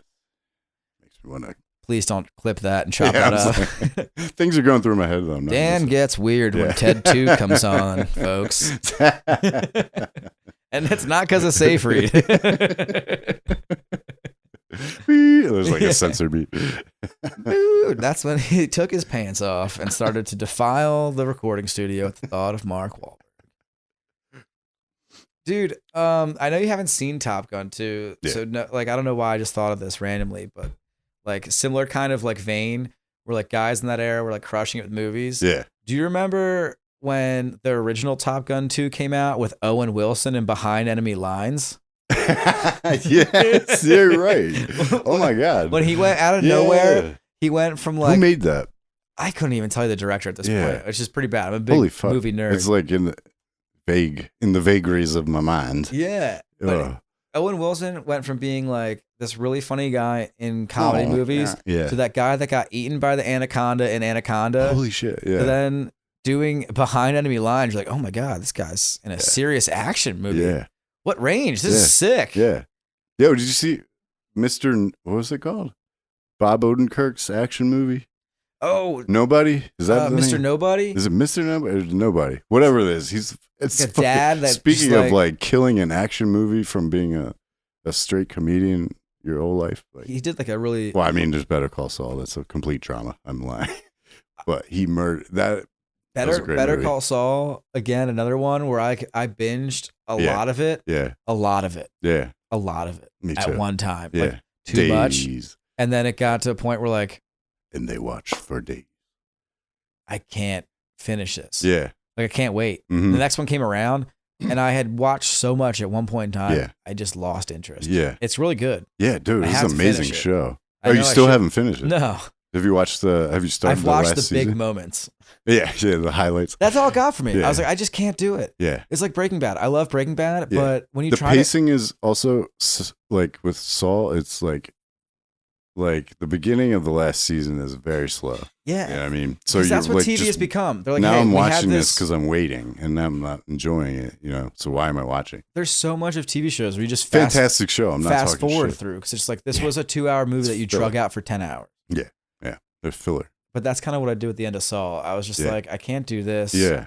I'm just the big parts. I'm just going to watch them on YouTube. Yeah. And I'll get it. I can't. What you're going to get out of the last one is the Where Are They Now? Yeah. That's like all I needed kind of a thing. Yeah. It was just good. It was good. But I just couldn't do it anymore. Like, The same thing happened with Breaking Bad because it was like you try to tell friends to watch it that haven't seen it and get into it. Yeah. And it's like I'm not watching a show about a guy with cancer. It's like, dude, the first 3 seasons are really fucking slow, but trust me, if you can get through those, the last couple are amazing. Great. Yeah. But to get to the really good stuff, you have to watch 20 hours. You got to eat the vegetables. But Dad at breakfast. Yeah.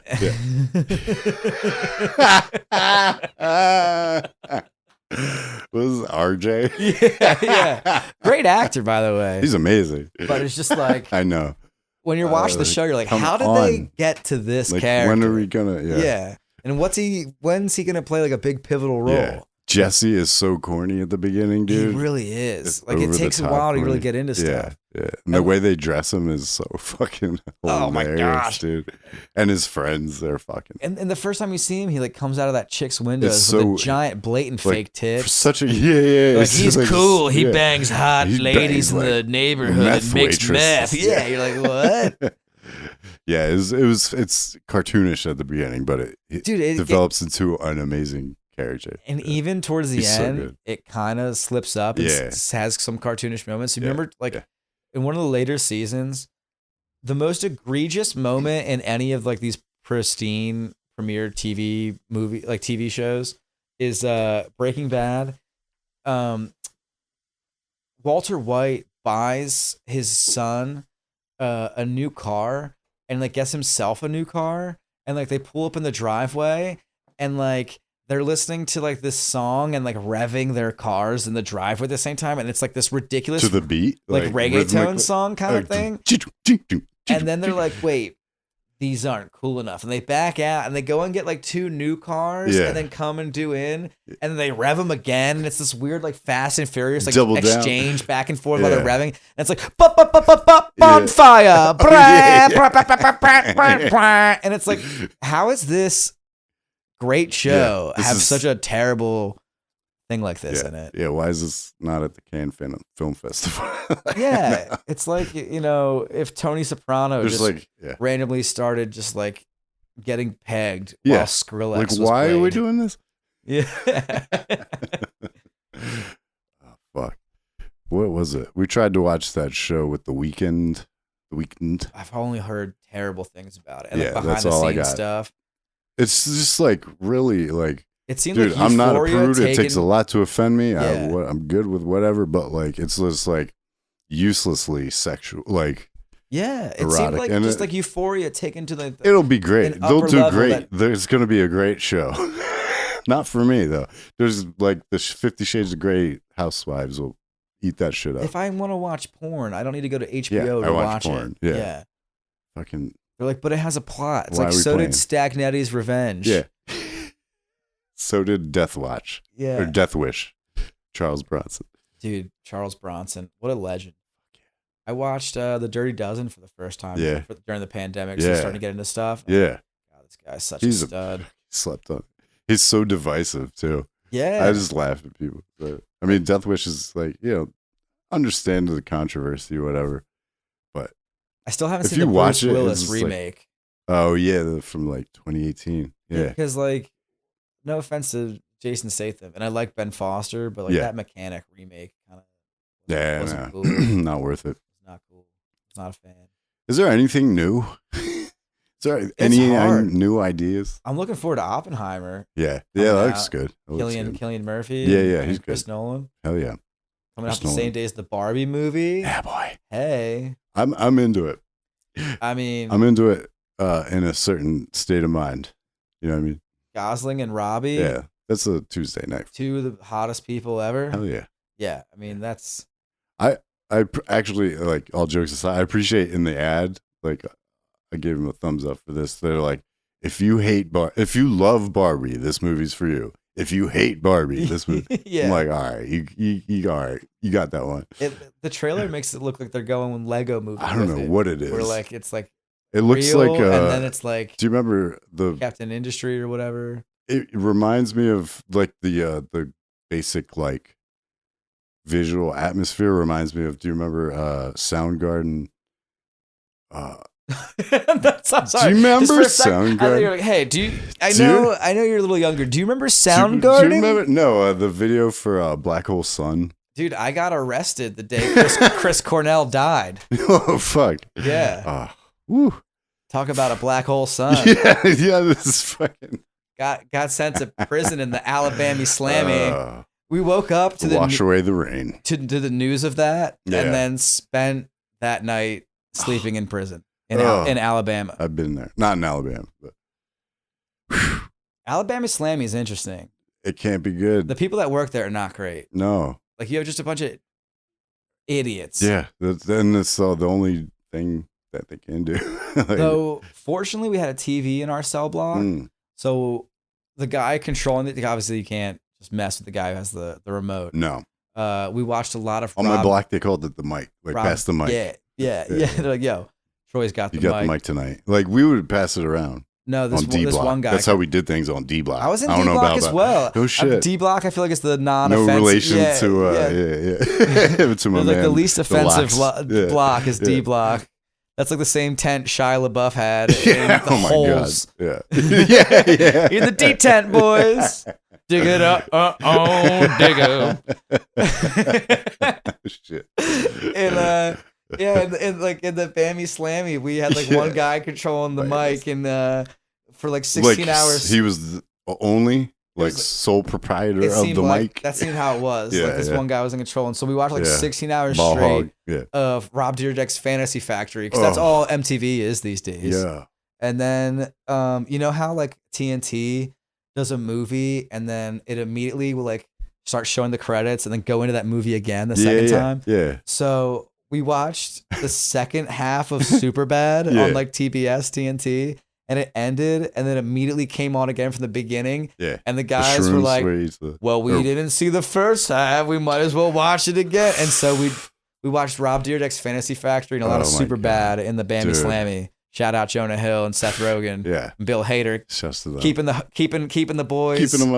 Keeping up morale. Attention from my booty hole. We weren't allowed at Chester County to watch VH1, MTV, like anything with sexually. Nothing to get the boys going, Yeah, all hot and bothered. Dude, that is exactly the mentality, dude. And like, I don't know, for like some reason, the guard was like away, and one of the dudes like put on put on Skinny Max. My man Pookie put on Yo, Pookie. Yeah, shout out Pook. He got me. He took me for some sour cream and onion Hers chips, but shout out to Pookie nonetheless. That sounds like some. He's like, let me hold that. That sounds like some underground prison code for like a reach around. It was my first prison lesson. He gave me some sour cream and onion. You know what I'm saying? In that D block. He said he saw I had money on the books and thought white boys getting took, and he was right. I gobbled all the sour cream and onion I could for protection. He's like, let me hold a bag of chips till next week to get commissary once a week, right? You order food once a week. Yeah, I can't even, like, I feel bad when I talk about my Alabama Slammy experience because it was like 40 hours. Yeah. It's not good though. You did so much more. No, it's not good though. It's everybody's experience is different. True. It's not a pissing contest. But, the Unabomber's like, I outlived Charlie Manson. I did more time than that, bitch. Yeah, he didn't even do it himself. Carved a fucking fascist swastika in his forehead. Couldn't even do a whole life sentence. Couldn't spell pig right. Yeah. Illiterate fuck. That dude was wild. Probably would have been cool to do acid with. You're tripping, and he's like, guys, let's just kill the elite. And you're like, whatever. That's fine and all. And he's like giving you like orgies to have while you're tripping. You know, like throughout his life, he was in trouble for like pouncing on boys and stuff, like pouncing on like classmates and stuff. I did 10th grade at boarding school in history class. Mm-hmm. Our final paper we had to do, our assignment our teacher made was like heroes and villains. Yeah. You had to write about a hero or a villain. Most people are writing about heroes. I was going to say that's an interesting thing for the teacher to let you do a villain. Yeah. So me being like that, I'm going to give the teacher some pushback. Yeah. I was like, and no one was really picking villains. I just jokingly was like, oh, so I could like, you're not going to do Hitler because that's too easy. Right. That's too, like, everyone knows. Sure. I was like, oh, so I could like write a paper about Charlie Manson. Yeah. He's like, yeah, do it. Yeah. He like was like through the gauntlet challenge. Down, yeah. And it was like, I was like, oh. Okay, so now I have to. Yeah. And so I did some like research, and like I ended up turning in this paper that like crushed it, nailed it, and I'm proud. I'm like, I hope I have it somewhere because I'm kind of proud of it. I actually murdered that. I was like, I literally murdered this paper in honor of Charlie. It was like in 10th grade. It ended up being like a biography / psychoanalysis. Yeah. Before I even knew about any of this stuff. Yeah, it was right. Like a riveting piece on Charles Manson, if I do say so myself. It was a think piece from 10th grade me. Yeah. And the commentary of so I know a lot about Charles Manson because I did a deep dive for this paper. I was like, I gotta one up this teacher after he embarrassed me. I tried to embarrass him in front of the class, and he embarrassed me. It's like, the end of the movie is me winning, bitch. Yeah, he was like, write this Manson paper. I dare you. Pants down in the gym. That was a huge reason why I liked Once Upon a Time. I think it was, like I said, one of those last movies I saw in theaters. Dude, that was a great twist on that situation. Yeah. The Sharon Tate murders. My buddy and I went and saw that in theaters, and we like brought a couple joints in with us, and like we were just smoking up and in the theater. In Philly, smoking joints. You ever go to the Ritz in South Philly? Yeah, the Landmark, or whatever it's called. Yeah. I think that was the one we were at. Yeah, I don't know why I thought of that. I think that was the one we were at. We're at the same place. That's kind of like under like the that's overpass near where my sister lives. Yeah, 95. Yeah, dude, that's the one we were at. Not the part that just collapsed, but oh god. Like my anus. Jesus Christ. If I had a nickel. For anything, every time. Would you rather have a prolapsed or a collapsed anus? I think an Audi. Yeah. Whichever one's an Audi. Because you could like. That? No. Oh my God. Dude, Have you remember seen back that? in the day when the internet was like the internet Yeah, and yeah, free it was, range? yeah. So there was like a thing. It's one of these sites that I remember. When everything could be the dark web now. Yeah. Like, One of them was called, I forget what, I remember the name, but it was like one of those ones that the older kids at school show you. Yeah. And for some reason, like, It was like the cool secret. It hasn't been locked by one of the, like, and it hasn't been shut down. It was one where it was like autopsies and like, oh shit. It was fucked up like shit. faces of death and shit. Like, or just like pictures of dead people. I think they had like have you ever seen a dead body? Marilyn Monroe. Yeah. Like people who like died in the tub. Oh, shit. A guy who got like struck by Marilyn lightning. Monroe. They had like, there was like a photo of like a aircraft carrier where like a dude didn't duck low enough and the copter blades got him. And it was just like you saw this helicopter and blood and brain on the deck. Oh. What was that photographer thing? This needs to be documented. It literally was like CSI kind of crime photos. Oh, okay, that makes sense. Kind of stuff. Well, but there's all types of other like messed up stuff on there. Why wouldn't they look into that? Yeah. But, oh man, you had nicked his head right off. You had that. It's all right. Clean it up. Mop it up. At this point, what like brought me up on this, but like you had that website, and that would show you all types of crazy stuff. They'd literally be like, "Hey, here's a guy that jumped off a building in Iraq." Dude, and I can't. That stuff just makes me so sad. Yeah. Yeah, and like, that was the stuff that you were getting like inundated with. You're and like, that was, wow. Yeah. Like, whoa. And you show your friends. And you could see that stuff, and you're just like, "Hey, have you seen this?" Yeah. You know. It becomes like what do you call it? Currency with your friends. Like, yo, check this out. You know, you don't even know what I saw. There was I forget what was the initial thing that made me bring up this website. Like what was on it. But like, yeah, you'd just be in like the school library and like all this crazy stuff like that would be on there. Yeah. You're just like, oh my gosh. Yeah. In the school library. Yeah, in the school library. In your mind. They did not know what they were doing. They're like, hey, do you want to see some Middle Eastern bus driver who blew his fucking brains out with a shotgun? Yeah. Because here it is. Yeah.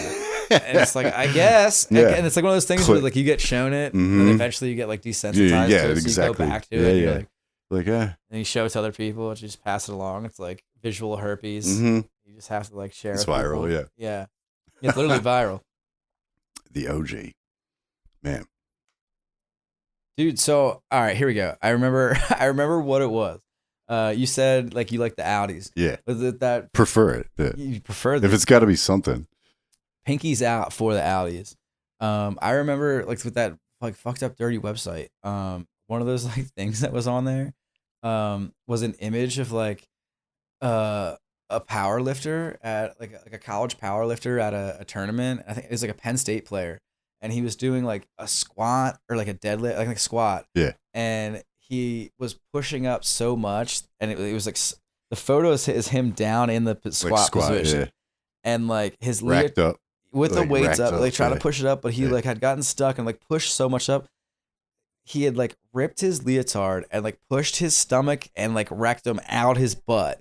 And so like that was like the picture that it was there. That's like, insane. Whenever I hear Audi, there's no looking back after seeing that's that. what I think of. Yeah. It's like life altering. Just being scarred by those older boys Dude. in the library. Yeah. I can't even watch remember when cable was before streaming, there was like that Discovery, like it was Discovery something, but it was just eye surgeries all fucking day. Like I can't even do that. Yo. Like I'm like blood, like I'm a pussy.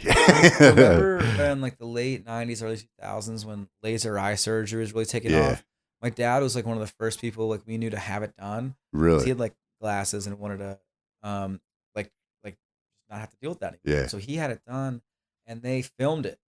So like it's him, his like eyes open and laser and everything, and he had the video of it. So I remember him showing it to us at one point, and it was like his eyes open, and like you can see like the eyes, and there's like the laser and the screaming and everything. And I was like, it was freaky to watch. Yeah, it was freaky to watch. Intense. Like I kind of felt like weird, you know. It's like, Dad, why are we watching this right now? Dad, make some pizza rolls. Oh, dude, Dad could make some fire pizza rolls. The Sherman family has had a solid pizza dough recipe. Yeah. And so Dad was always making homemade like strombolis and pizzas and stuff. Okay, yeah. Yeah. Apparently Grandpa Sherman had a fire and still, I mean, I attest to it. Yeah. I've eaten a lot of it. I've made it myself. Yeah. Yeah. In the blood. Yeah. Dude, we have eaten a lot of pizza in the Sherman family. Dude. That's what, is there a better comfort food? No. I've worked in multiple pizzerias are in my credits. So you loved Look me up, dog. The Mario and Luigi movie that just came out. Pull up. I work at pizzerias. Holler at the Rhea boy. Yeah, I'm flipping that dough. Flipping it. You were a dough bag boy. I was a dough boy. Yeah. Dude, worst. I worked for this You're like, it was actually just several Papa John's chains. No, it was fake. It was a Lebanese fella, like totally just fronting that he was Italian, like completely fronting, like, yeah, sure, I'm Italian. But every pizza you ordered with like garlic knots just like didn't come with garlic knots. It was like falafel. He was like the type of like business owner like that would like, if he did not give a fuck, like he would kick patrons out if you just had a disagreement. Like, no, get the fuck out of my restaurant. Like, yeah. He's like, I don't need your business. Yeah, you are bad for my business. Yeah. So I will. This is dude. It was sorry horrible. to the Lebanese people. I'm offending. No, right now this has nothing to do with Lebanese. With this he happens to be Lebanese, fronting as an Italian American, as we all do. Hey yo, hey. But get out of my pizzeria, dude. It was a shady operation. We got paid under the table. Ironically, the accountant would come in and eat for free. Of course, you know, all above board. That's dude. If I would, I mean, it happens in restaurants everywhere, and you're doing it for a restaurant. That's how you're. That's the love of the game. Like, dude, I'm doing this for free. The food. Community. Yeah, I'm doing it for the community. And pepperoni and the free shit that I get from the community. Extra cheese. Extra cheese indeed. Dude, I think that's one of the reasons why I'm lactose intolerant now is like my dad, when he would order the pizza. You like front loaded your cheese My intake dad would order for life? extra cheese pizzas all the time. And it was just like, dude, this is too much cheese. It's risky, dude. Depends on if you're getting it delivered.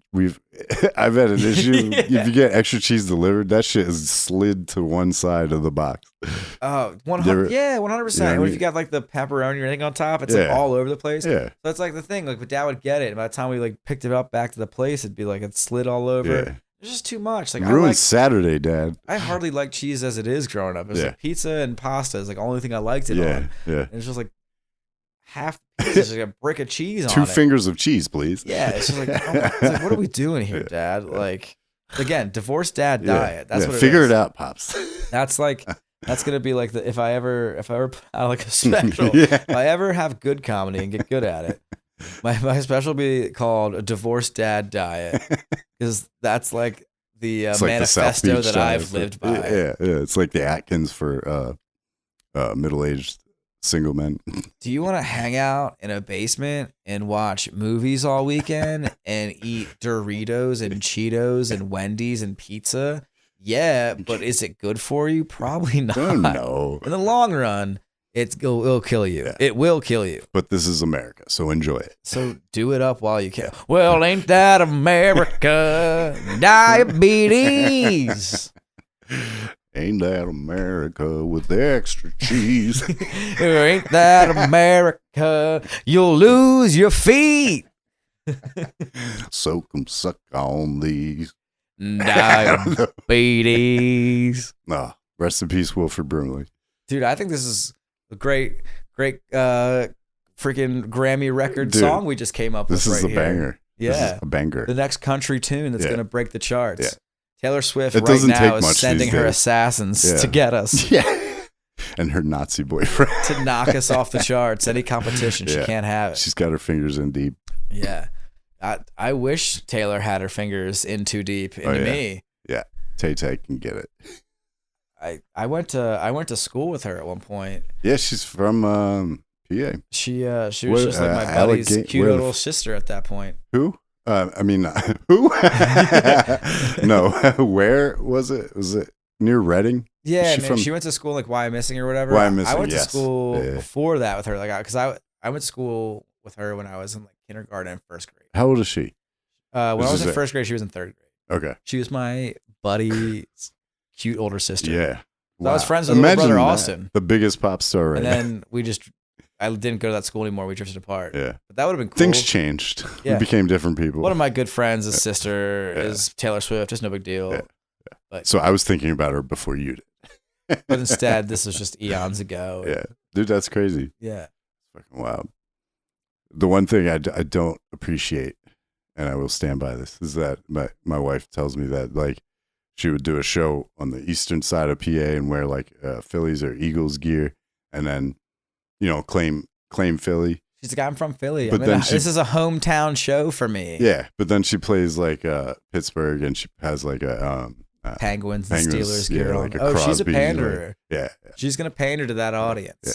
They paid $2,000 a ticket. Jesus Christ, I know. Damn well it's better pander wild, to that audience. Dude. That whole but good for her. Operation good is for wild. people from PA having success. Hey, she knows Again, how to I get don't want money. the T Swift assassins to come after me. Can't knock her. She's a wonderful human being. She is. She's an angel. She is. She's our angel. America's angel. Yeah. She's replaced Tom Hanks. Yeah. As America's angel. With a vagina. A vaginal angel. Would you fuck Tom Hanks if he had a vagina? Probably. Yeah. That's a yes. If I said that so quickly. Tom Hanks with a vagina would give you a Woody. But would he have like Bang. no no boobs? What was the like what are you looking bosom, at while like bosom buddies? Tom Hanks. While you're working, why do you what? Yeah, bosom buddies. Oh yeah, I mean, if I'm gonna fuck Tom like Hanks, what's keeping you interested? He's got tits in the Does scenario. he have good He's banter? full Caitlyn Jenner. Is he talking? Is he like saying cute things? I mean, is he? Do you think he's a talker? Is he sending me like while I'm sleepless in Seattle? Is he sending me little messages? Do you think he plays to type, or he's like a fucking savage? I've got mail, and it's Tom Hanks sending me dirty little love messages. You've got more than mail. Oh, I've got Hanks. You've been hanked. Do you think he goes up to chicks and he's just like, who needs hunks? Because I'm about to when you've hank got you. Hanks. Why eat hamburger when you can eat Hank? Yeah. What do you got, Hank, back at home? Grade A Angus Hank. He's like, did you know one of my biggest flops was called The Lady Killers? Was called None of Them. And I would like to flop my lady killer onto your back. Yo, that's a great movie, dog. The Lady Killers? Hell yeah. I don't know if I agree with that statement. I might have been really high and young, but I remember laughing. It's a movie. Yeah. I don't mean it like good in like. No, I sound like such a snob right now. Put this in the academy, archive. Oh man, right around the same time, a movie he put out, we're starring him called The Road to Perdition came out. Sure. Very good movie. Yeah. But I was 8. Yeah, I remember that movie. My dad. Was it like Chicago mob movie? Yeah. Chicago. Kind of a slow burn. Yeah. It's very really, slow burn. Really cool. Like very slow burn. like, Creepy Jude Law. Yeah. Slow burn. Like if it was a blunt, you'd save a lot of weed. Oh man. So slow burn. It would still be burned. Yeah. My dad took me and my Your brother. dad took you to Road to Perdition? In the theater. Oh, wait, how old are you? I was 8. First R-rated movie in theaters. Yeah, I was going to say, that wasn't like an easy. Not the first R-rated movie. First R-rated movie I saw, I was like 5 or 6. In the same weekend at a buddy's house, we somehow watched Silence of the Lambs. Right. And Revenge of the Nerds. Sure. So those are all great movies. Great movies, but way too young to have seen them. Oh, fuck yeah. And now you're a comedian. Exactly. That's how it goes. I went from, in one weekend, we saw Would You Fuck Me? I'd Fuck Me. Billy, Scary Bob in the mirror. Yeah, no. And what's his face? Goose from Top Gun's buddy. Yeah. Raping a woman while wearing a Darth Vader helmet, and everyone be like, "It's cool because she liked it." She was asking for it, and he's the hero of the movie. That's how it works. If you're a nerd, if you take anything away from this, you just take advantage of the jock's girlfriend and fuck her better than the jock does. Yeah, and she'll be like, "It wasn't rape; it was cum." He's better. Yeah. Turns out he's got brains and brawn. It's just in his pants. He's more stable. He's going to be a Fortune 500 CEO, and he's got that packing fucking rod. And this guy's just going to fucking blow out his fucking knee and talk about the glory days and how he used to bang me. And this is my life now. And now I'm a real housewife of Calabasas. Real Housewives of Kensington. That's a show I want to watch. Oh, dude, the Real Housewives of Kensington, those dirty tramps would make for wonderful television. Give it to me, Andy, if you're listening. I mean, in fact, let's make this happen. Let's make the Housewives of Kensington happen. Yeah. Just a bunch of do it. I know what I'm doing. No. Just the most meth-looking people. Dude, if you watch this show, dude, have you watched Real Housewives of fucking Kensington? I hate how much I say and dude. It's sponsored by the American Dental Association. I tried to watch the first episode of MILF Manor. Dude, the ladies in my office have been crazy about MILF Manor, and it makes me want to move out there. I had to shut it off. All their sons they're just banging all their sons. And they're so awkward too. They're not even like, okay, I'm going to date your son on Wednesday. And they're like audible. You're going to fuck my son on Tuesday. And they're like, yes. And then we're going to take them all to the zoo. So crazy. Like we did when we were kids. Yeah. Oh my God, dude. I couldn't. And they're so weird. I don't even have anything funny for it. It's just fucking weird. Dude, I'm up for the weirdness. I like weird. I'll go out there and I'll MILF Manor it up. I'm looking for a sugar mama. If anyone takes anything away from this podcast, I'm not trying to cockblock anybody. I'm a fucking it's just stoner these particular nerd set of women are not in need of a sugar mama. My cup of Earl Grey. No. Well, that's the thing. Usually, when you get to that status, you have to put up with a lot of things. Yeah. I mean, that is true. That old lady you're plugging. Yeah. It's you got to put in work too. You're not going to enjoy having sex with her. You're not going to see results. Yeah. You're not going to enjoy hanging out with her. No. You're just going to enjoy the voice benefits all the time. My fucking vagina just had Botox, and I'm gonna fucking queef all over your face. They just play up how horny they are, which makes me think that they're just completely not horny, just totally insecure. They're like secretly the one is like, all right, Jordan. Yeah, I know I'm supposed to fuck you. Yeah. Just tell your mom that I did. Yeah. So I can still be allowed in Cougar Club. Yeah. But here's $100. And then you can have a ride to soccer. And you can tell all your friends that I fucked you and that it was really great and you were a stud. And if they ever fucking need to ask and back it up because I don't believe you, I'll say you rocked my brains out. But you're only my stepson. And I'm only doing this to maintain your friendship with your mother because she's the head cougar in the town. And if I don't fuck you, I'm not done yet. Let me finish. Can I finish? Fuck. You get the benefits, so I get the benefits. I'm the friend with benefits. The friend of your mom. And the PTO is pretty good here. I don't care if everyone thinks I'm a pedophile. Yeah. Everyone's thinking I'm a pedophile. I know you're thinking I'm a crazy whore, but I'm just a crazy whore. But I'm just a crazy whore that doesn't want to have to work. Yeah. And if pretending to fuck my best friend's fucking son for a reality television show gig, if that makes that happen, well then who's to say? The American dream. Yeah, this is my white picket fence. All right. I'm 47 years old. They didn't have OnlyFans when I was a hot young slut. When I was profitable. Yeah. In my dowry days, we didn't have OnlyFans. So now I fuck my friends' sons on reality shows and pretend that it's awesome. And it's so fulfilling.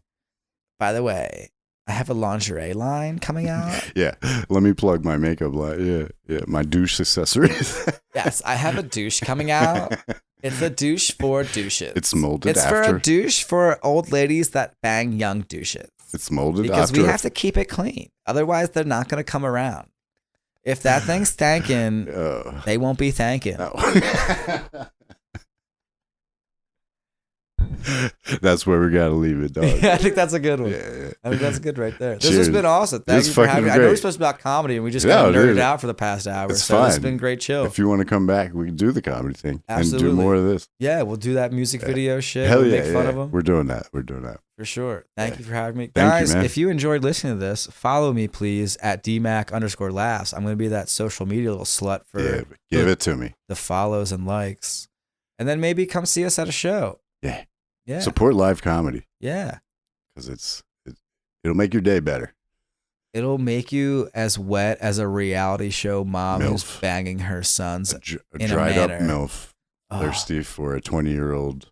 Yeah, and if you're a dried up MILF who has a manner, Yeah. at DMac_. Yeah, my email. yeah. My My personal email.